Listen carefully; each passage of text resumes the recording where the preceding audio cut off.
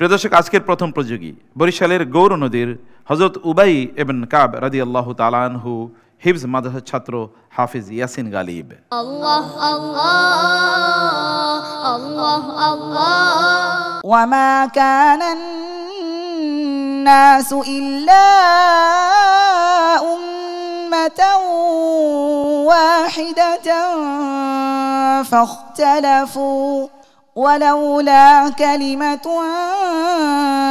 سبقت من ربك لقضي بينهم فيما فيه يختلفون। খুবই চমৎকার, খুবই চমৎকার। আতাউল মামুন ভাই, প্রথম প্রতিযোগী হিসাবে যে একটা ভয়ভীতি বা অন্যমনস্ক বা সমস্যা দেখা যায় অনেকের বেলায়, তার বেলা এটা ছিল না। বারাকাল্লাহ ফিক। আমরা নাজির ভাইয়ের কাছে আসবো। আলহামদুলিল্লাহ, বেশ ভালো একটা তেলাওয়াত সে উপহার দিয়েছে এবং আমার যতদূর মনে পড়ে গত পর্বে সে যেমন পড়েছিল এ পর্বে তার চেয়ে অনেক বেশি ভালো ছিল, অনেক ভালো করেছে। এভাবেই সামনের দিকে এগিয়ে যেতে হবে, পারতটা যেন উপরের দিকে থাকে। এভাবে যদি এগিয়ে যেতে পারো তাহলে ইনশাআল্লাহ অনেক দূর যেতে। শেখ নাসির আহমদ নাসির আপনার কাছে আসবো যে ওর জন্য আপনার কোনো পরামর্শ আছে কিনা? মাশাআল্লাহ, অনেক সুন্দর তেলাওয়াত। প্রথম কথা হলো সে বিনা লোকমায় পড়েছে এই পর্বে এসে, যেটা আমরা চাই। দ্বিতীয়ত কোনো ছন্দপতন ছিল না তেলাওয়াতের মধ্যে, কোনো ধরনের তাম্বি ছিল না। গত পর্বে যা পড়েছিল এ পর্বে এসে আরো সুন্দর পড়েছে, যা আমরা চেয়েছি। তুমি অনেক দূর এগিয়ে যাবে, তোমার জন্য দোয়া রইল। আমরা আসছি মুহতারাম মুফতি মহিবুল্লাহিল বাকি আপনার কাছে। তেলাওয়াত সম্পর্কে কোনো মন্তব্য করব না, একটা স্বাভাবিক বিষয় উল্লেখ করব। সেটা হলো আমাদের বড় বড় ব্যক্তিরা যখন দেখে দেখে কোনো স্ক্রিপ্ট পাঠ করে তখন সেখানে স্লিপ অফ টাং হয়ে হলেও একটা শব্দকে রিপিটিশন করে। কিন্তু ও মুখস্থ পড়তেছে, সেখানে লহর দিচ্ছে, সেখানে সুর দিচ্ছে, সেখানে অন্য আয়াতের সাথে সাদৃশ্য হয়ে কোনো অন্যদিকে চলে যাচ্ছে কিনা সবগুলি কেয়ার রাখতেছে। এরপরও এক জায়গায় রিপিটিশনও হয় না এবং সিফাত মাখরাজ একটা উন্নত মানের আদায়গী তার মধ্যে পাওয়া গেছে। এটা তারও কৃতিত্ব। আর সবচাইতে বড় রহমত হলো আল্লাহ তাআলার নাম। আল্লাহ পাক আমাদের সবাইকে কোরআনের সেবক হওয়ার জন্য কবুল করুন, আমিন। আজকের মুফাসসির মুফতি কাজী মোহাম্মদ ইব্রাহিম, সে যতটা সুন্দর সূরা ইউনূস পার করেছে আসলে ধন্যবাদ দেওয়ার উপযুক্ত। আসসালামু আলাইকুম ওয়া রাহমাতুল্লাহি ওয়া বারাকাতুহু। ওয়া আলাইকুম আসসালাম ওয়া রাহমাতুল্লাহি ওয়া বারাকাতুহু।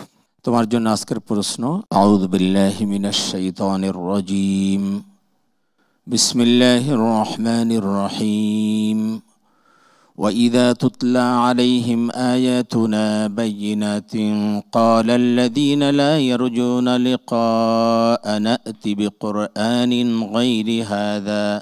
أعوذ بالله من الشيطان الرجيم. بسم الله الرحمن الرحيم. وَإِذَا تُتْلَى عَلَيْهِمْ آيَاتُنَا بَيِّنَاتٍ قَالَ الَّذِينَ لَا يَرْجُونَ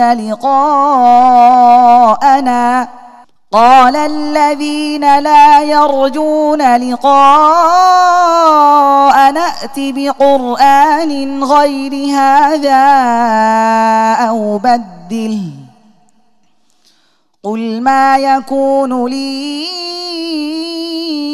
أَنْ أُبَدِّلَهُ مِنْ تِلْقَاءِ نَفْسِي إِنْ أَتَّبِعُ إِلَّا مَا يُوحَى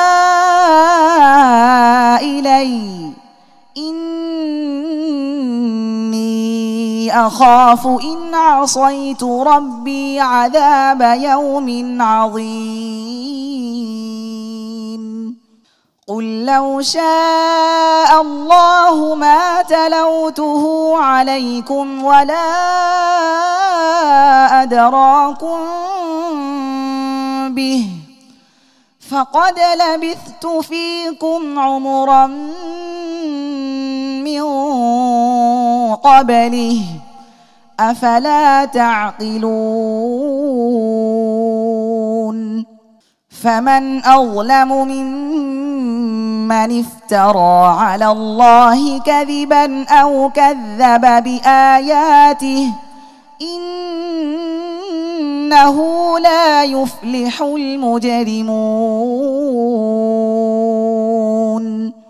ويعبدون من دون الله ما لا يضرهم ولا ينفعهم ويقولون هؤلاء شفعاؤنا عند الله قل أتنبئون الله بما لا يعلم في السماوات ولا في الأرض سبحانه وتعالى عما يشركون وما كان الناس إلا أمة واحدة فاختلفوا ولولا كلمة سبقت من ربك لقضي بينهم فيما فيه يختلفون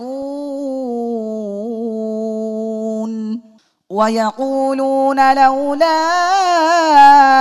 أنزل عليه آية من ربه فقل إنما الغيب لله فانتظروا إني معكم من المنتظرين حسبك صدق الله العظيم الله الله খুবই চমৎকার, খুবই চমৎকার। আতাউল মামুন ভাই, প্রথম প্রতিযোগী হিসাবে যে একটা ভয়ভীতি বা অন্যমনস্ক বা সমস্যা দেখা যায় অনেকের বেলায়, তার বেলায় এটা ছিল না। বারাকাল্লাহ ফিক। আমরা নাজির ভাইয়ের কাছে আসবো। আলহামদুলিল্লাহ, বেশ ভালো একটা তেলাওয়াত সে উপহার দিয়েছে এবং আমি আমার যতদূর মনে পড়ে গত পর্বে সে যেমন পড়েছিল এ পর্বে তার চেয়ে অনেক বেশি ভালো ছিল, অনেক ভালো করেছে। এভাবেই সামনের দিকে এগিয়ে যেতে হবে, পারতটা যেন উপরের দিকে থাকে। হ্যাঁ, এভাবে যদি এগিয়ে যেতে পারো তাহলে ইনশাআল্লাহ অনেক দূর যেতে। শেখ নাসির আহমদ নাসিরি আপনার কাছে আসবো যে ওর জন্য আপনার কোনো পরামর্শ আছে কিনা? মাশাআল্লাহ, অনেক সুন্দর তেলাওয়াত। প্রথম কথা হলো সে বিনা লোকমায় পড়েছে এই পর্বে এসে, যেটা আমরা চাই। দ্বিতীয়ত কোনো ছন্দপতন ছিল না তেলাওয়াতের মধ্যে, কোনো ধরনের তাম্বি ছিল না। গত পর্বে যা পড়েছিল এ পর্বে এসে আরো সুন্দর পড়েছে, যা আমরা চেয়েছি। তুমি অনেক দূর এগিয়ে যাবে, তোমার জন্য দোয়া রইল। আমরা আসছি মুহতারাম মুফতি মহিবুল্লাহিল বাকি আপনার কাছে। তেলাওয়াত সম্পর্কে কোনো মন্তব্য করব না, একটা স্বাভাবিক বিষয় উল্লেখ করব। সেটা হলো আমাদের বড় বড় ব্যক্তিরা যখন দেখে দেখে কোনো স্ক্রিপ্ট পাঠ করে, তখন সেখানে স্লিপ অফ টাং হয়ে হলেও একটা শব্দকে রিপিটিশন করে। ও মুখস্থ পড়তেছে, সেখানে লহর দিচ্ছে, সেখানে সুর দিচ্ছে, সেখানে অন্য আয়াতের সাথে সাদৃশ্য হয়ে কোনো অন্যদিকে চলে যাচ্ছে কিনা সবগুলি কেয়ার রাখতেছে। এরপরও এক জায়গায়ও রিপিটিশনও হয় না এবং সিফাত মাখরাজ একটা উন্নত মানের আদায়গী তার মধ্যে পাওয়া গেছে। এটা তারও কৃতিত্ব। আর সবচাইতে বড় রহমত হলো আল্লাহ তাআলার নাম। আল্লাহ পাক আমাদের সবাইকে কোরআনের সেবক হওয়ার জন্য কবুল করুন, আমিন। আজকের মুফাসসির মুফতি কাজী মোহাম্মদ ইব্রাহিম হাফেজুল্লাহ আপনার কাছে, আপনি ও যে আয়াতগুলো তেলাওয়াত করলো তার সংক্ষিপ্ত তাফসীর এবং তরজমা করবেন। আলহামদুলিল্লাহ, আমাদের প্রিয় ছাত্র, আমাদের প্রিয় আজকের পরীক্ষার্থী, সে যে তেলাওয়াতটি করেছে সূরা ইউনূসের আয়াত। আমি 36 দিনে হাফেজ হয়ে প্রতি 7 দিনে কোরআন শেষ করি, তারপরেও সূরা ইউনূসে আসলে আমাকে মনে হয় যেন মাছের পেটে পড়লাম বুঝি। কারণ আসলে যে নবীর নামে সূরা, ওই নবীর জীবন চরিত্রের সাথে ওই সূরাগুলোর মিল থাকে। তো সে যতটা সুন্দরে সূরা ইউনূস পার করেছে, আসলে ধন্যবাদ দেওয়ার উপযুক্ত। যখন সুস্পষ্ট কোরআনের আয়াতগুলো অবিশ্বাসীদের কাছে তেলাওয়াত করা হয়, তারা বলে যে হে মুহাম্মদ, এই কোরআন তুমি আরেকটা কোরআন নিয়ে আসো, এইটা আমাদের পছন্দ হয় না, অথবা এটাই থাকুক, এর ভিতরের যে মেসেজগুলো আছে এগুলো বদলে দাও।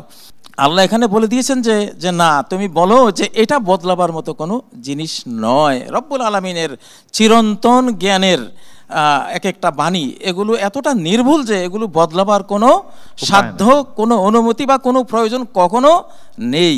কোরআনে কারিমের গ্রহণযোগ্যতার এটা মস্ত বড় একটা দিক যে এর কোনো ভার্সন নেই, একটাই ভার্সন, একটাই মুসহাফ, একটাই কপি, একই রকম সারা ওয়ার্ল্ডে। আলহামদুলিল্লাহ, এটা গোটা মানব জাতির জন্য হেদায়েতের একটা গ্যারান্টি পূর্ণ কিতাব। তারপরে আল্লাহ বললেন যে তুমি বলো যে আমি তোমাদের মধ্যে ছিলাম, এর আগে তো কোনো কোরআন আমি তেলাওয়াত করিনি, জি। আর এই কোনো কিতাব যে পৃথিবীতে আছে এই সম্পর্কেও কোনো মেসেজ তোমাদেরকে দেইনি। হঠাৎ এমন বিস্ময়কর কিতাব আমি কোথায় পাবো? আমি নিরক্ষর মানুষ, আমি উম্মি মানুষ, বুঝো না তোমরা যে এটা সৃষ্টিকর্তা আল্লাহ তাআলা না দিলে আমি এটা পেতাম না। তারপরে আল্লাহ তাআলা বললেন যে এরা আল্লাহকে বাদ দিয়ে এমন সব মূর্তি দেব দেবীর পূজা করে যেগুলো শত্রুদেরও কোনো ক্ষতি করতে পারে না আর বন্ধুদেরও কোনো উপকার করতে পারে না। একটা বেহুদা অথর্ব কতগুলো মাবুদেরা পূজা করে আর বলে যে এগুলো আমাদের শাফাআতকারী হবে আল্লাহর কাছে। আল্লাহ প্রশ্ন করছেন যে তোমরা কি আল্লাহকে জানান দিচ্ছ যে আল্লাহ আপনি জানেন না? আমরা জানি যে এগুলো সুপারিশ করবে। তো এগুলো হলো একটা অজ্ঞতাপূর্ণ বিষয়। এখানে আরেকটি 19 নম্বর আয়াতে যেটা আল্লাহ বলেছেন যে আসলে গোটা মানব জাতি এক ধর্মে ছিল। মানুষেরা এক জাতি, এক পিতা মাতার সন্তান, তাদের ধর্ম একটা, সেটা হলো ইসলাম। মানব জাতির সূচনা লগ্ন থেকেই ধর্ম একটাই, সেটা হলো ইসলাম। ওমা কানা নাসু ইল্লা উম্মাতান ওয়াহিদা, এক জাতি এরা। অযথাই বিভিন্ন জাতি বিভিন্ন ধর্ম যে বলা হচ্ছে এগুলো ফেক, এগুলো আসলে অন্তঃসার শূন্য, মিথ্যা। অনেক ধন্যবাদ ওস্তাদ আপনাকে, বারাকাল্লাহু ফিকুম। অসাধারণ তেলাওয়াত ছিল তোমার এবং তার সাথে অসাধারণ তাফসিরও আমরা শুনেছি। আল্লাহ তোমাকে অনেক বড় করুন। আসসালামু আলাইকুম ওয়া রাহমাতুল্লাহি ওয়া বারাকাতুহু। ওয়া আলাইকুম আসসালাম ওয়া রাহমাতুল্লাহি ওয়া বারাকাতুহু।